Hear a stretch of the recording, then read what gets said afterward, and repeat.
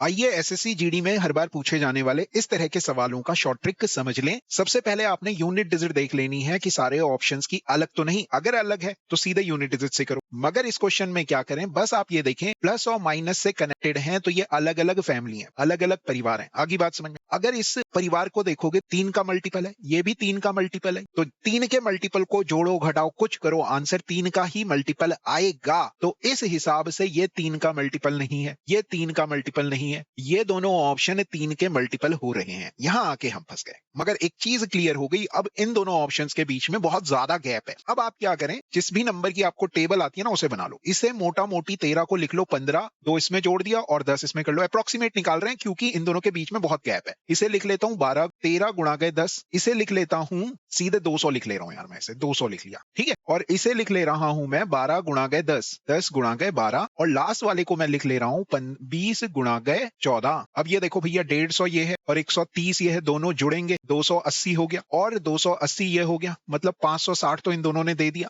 इसमें से घटाना है 200 और 120, बोले तो 320 घटा लेना है। तो आपके पास आंसर आ जाएगा 240। इन दोनों में से किसके पास है, तो आप कहेंगे 246 के पास है, यही आंसर हो जाएगा। तो हमें अपने हिसाब से कैलकुलेशन कर लेनी है। अगर ये कॉन्सेप्ट समझ में आ गया तो अगला क्वेश्चन आपके लिए है। पहले यूनिट डिजिट देखना, फिर उसके बाद कुछ और करना।